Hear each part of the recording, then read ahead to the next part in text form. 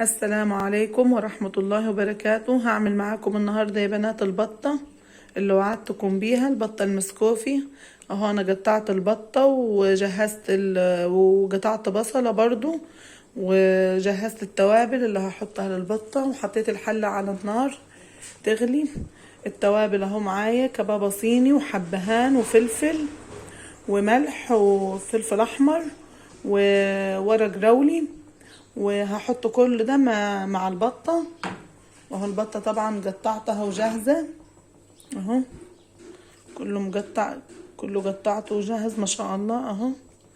فهحط كل ده في الحلة اهو، خليكم معايا. بسم الله الرحمن الرحيم. البصلة ما شاء الله انا قطعتها ونقعتها في الخل وحطيت لها ليمونة اهو.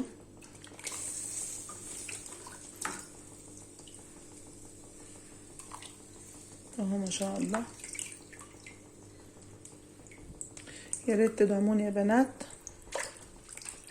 اعملوا اشتراك في القناة.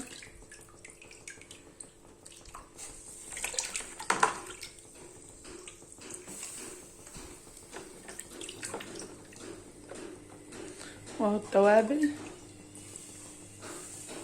حط التوابل دي معاكم برضو.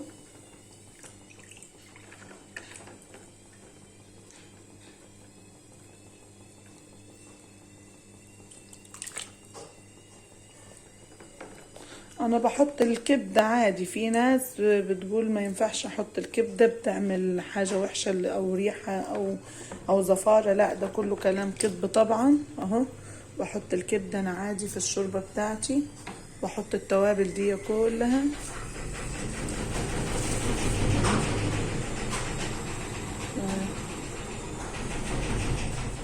فهقفل معاكم الحلة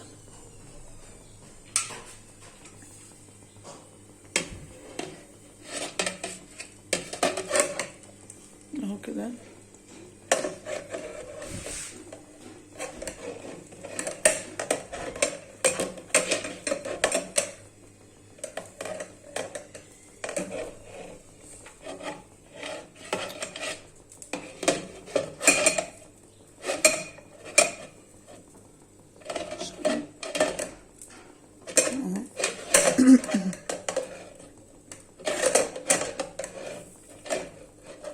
طيب انا هقفل الحلة وارجع لكم تاني،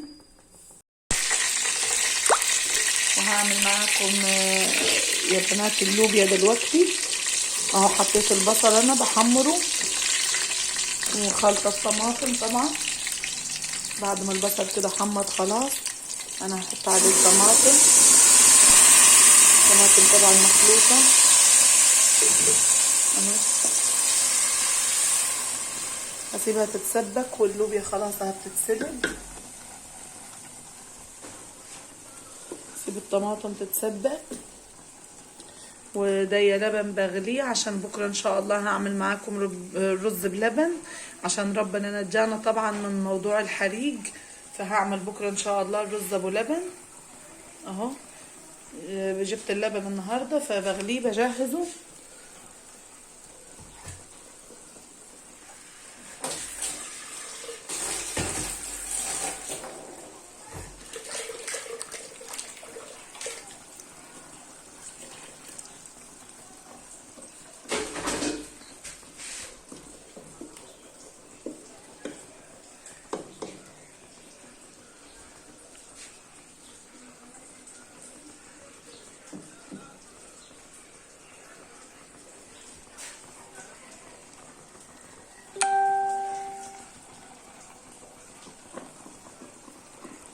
وبعمل معاكم دلوقتي الطماطم خلاص قربت تتسبك،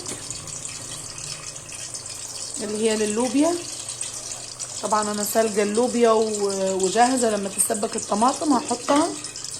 ودلوقتي هعمل معاكم لسان عصفور، اكيد كله عارفه طبعا اهو. انا جبت كيس هعمله اهو. الزيت هحطه هنا كده يتحمر، وبعدين شوربة لسان عصفور، وبعدين هحط عليه الشوربة بعد ما يحمر اهو.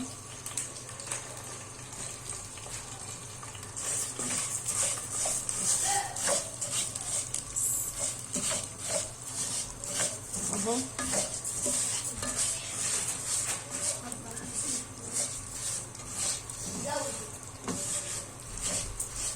اهو طبعا هسيبه يحمر. تابع معاكم. خلاص الطماطم جربت تتسبك، واللبن برضو خلاص جرب يغلي. بس بإذن الله بكرة هعمل معاكم الرز بلبن وهوزعه هنا لحبايبي، عشان طبعا ربنا نجانا من موضوع النار. فهعمل رز بلبن اوزعه لجيراني وحبايبي هنا في الشارع ان شاء الله بكرة بإذن الله. انا جبت اللبن وجهزته، وشوية هجيب الرز وبإذن الله هعمله معاكم، وتشوفوا برضو معايا طريقة الرز بلبن ازاي.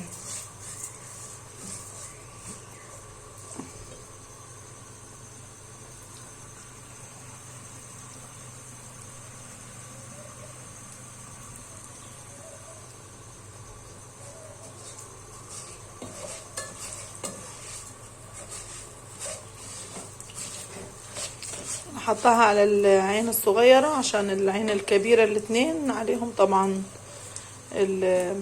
عليهم التسبيكة وعليها اللبن. ان شاء الله لما اخلص كده هعمل على بتاعة اللبن الرز اللي هنتغدى بيه. اهو خلاص.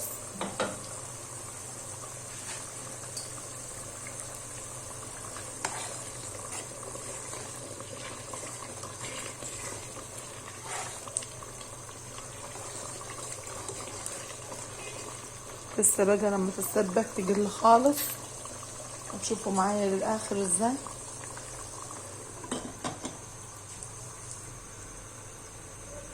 انا طبعا حولت البوتاجاز، هو كان تحت الشباك فحطيته في الجنب التاني لاني ضيق الكهرباء ولسه ما زبطناش الحيطان مكان النار. وحولته طبعا من هنا البوتاجاز، خليته في الجنب ده اللي من جنب المطبخ على طول. اهو المطبخ.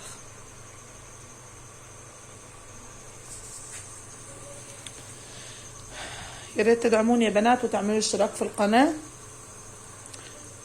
ولايك وشير عشان يوصل لكم كل جديد بيتعمل ان شاء الله.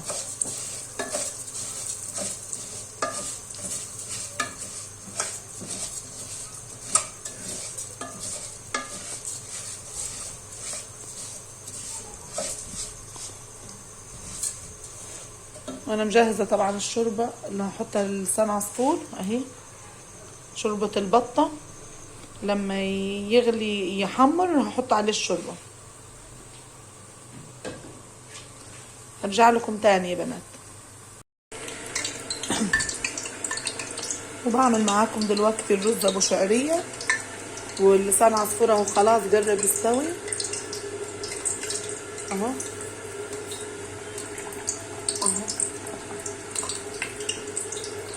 وادي الرز انا غسلاه وجاهز.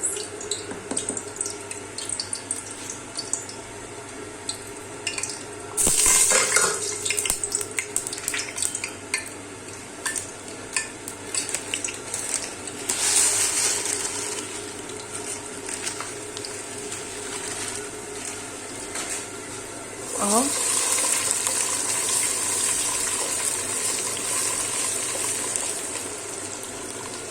والصلصة خلاص سميت اللوبيا جربت خلاص تتسبك.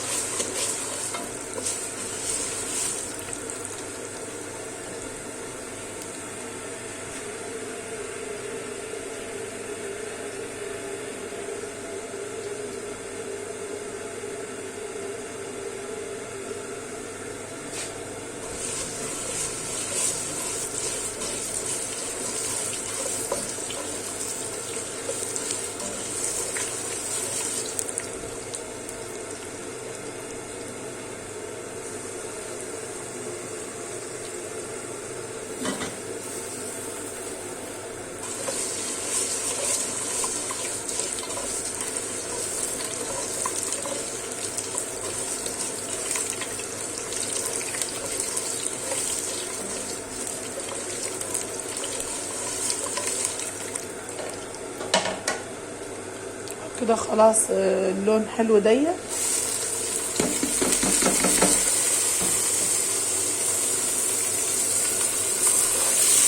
هفضل اقلب كده شويه فيها زي 5 دقايق لغايه ما الميه الغلايه تغلي.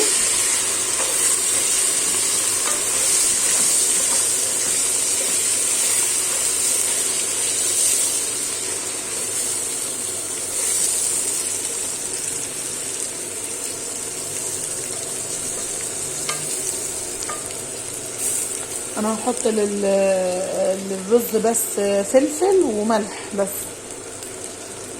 اهم حاجه فيه الفلفل الاسمر.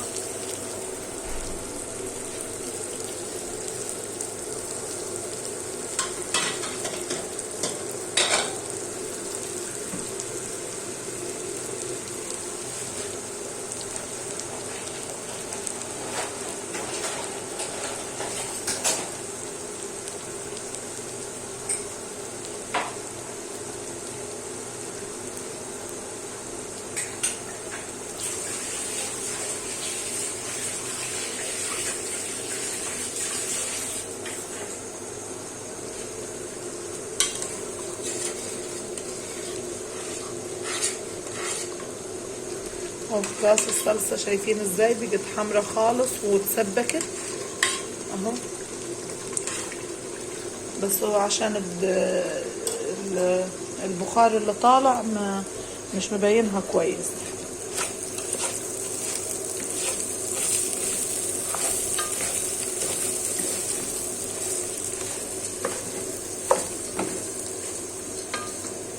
هنزل بالبسلة طبعا على التسبيكة خلاص اهو، وهحط لها شوربة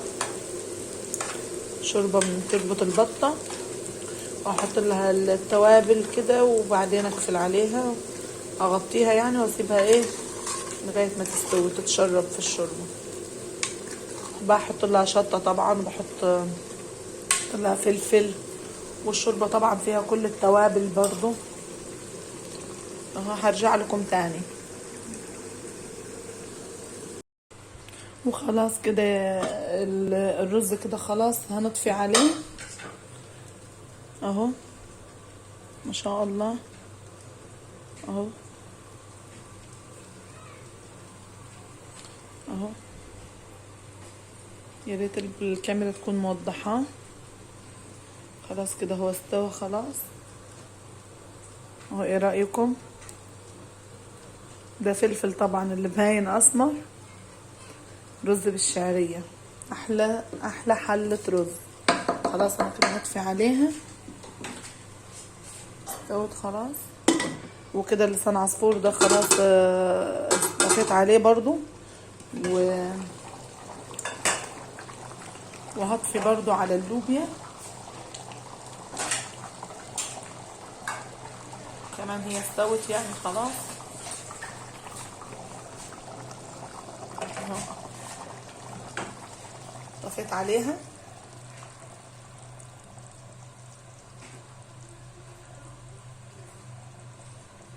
اهو اهو. خلاص كده هي استوت اهو. البخار طبعا مش مبينها كويس، لكن هي كده خلاص استوت الحمد لله. ففاضل معايا هعمل معاكم الملوخية دلوقتي. هعمل ملوخية معاكم وانا هصورها من الاول من انا وبعملها ماشي.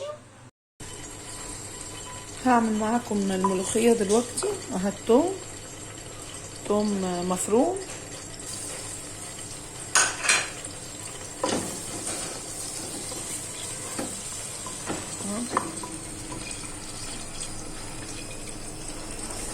احمر الثوم واحط عليها الطماطم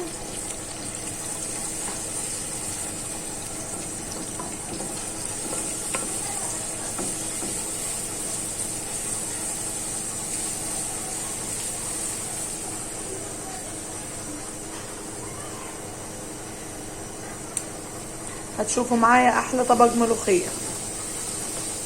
ملوخية ناشفة طبعا.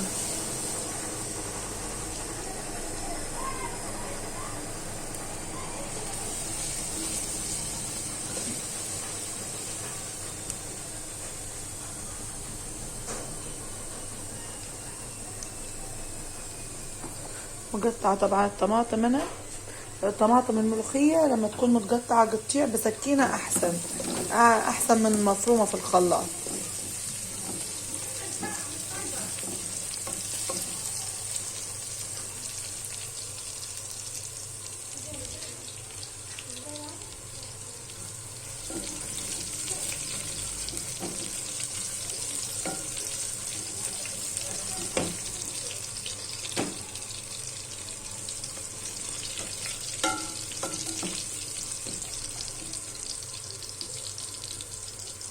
هنزل بالطماطم عليها،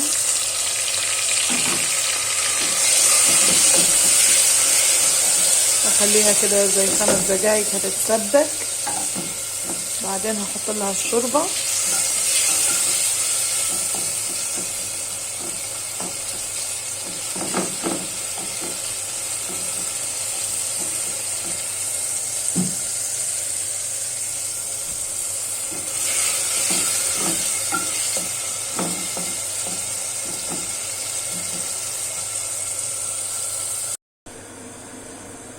وحلة الملوخية خلاص غليت، هنحط عليها بقى الملوخية اهو، اقلبها، ما بتحبش تقليب كتير، بس تغطي الملوخية كده اهو.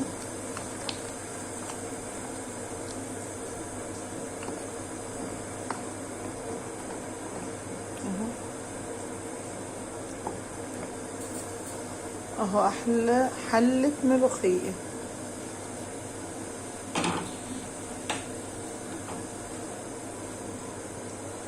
اهو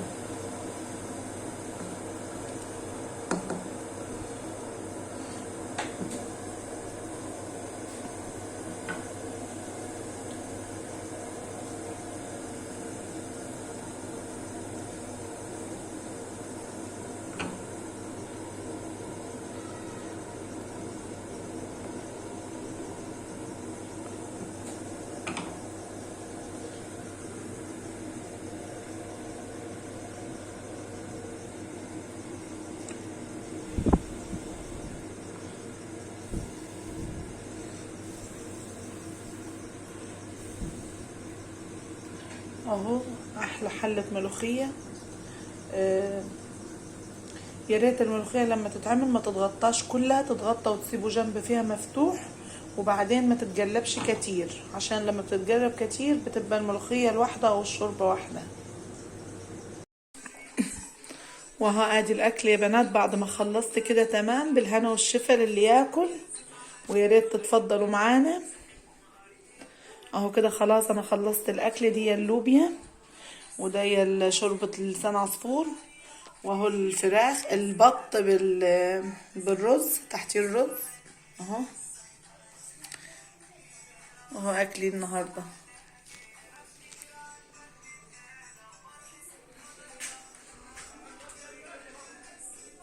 وادي ده غدا النهارده يا بنات.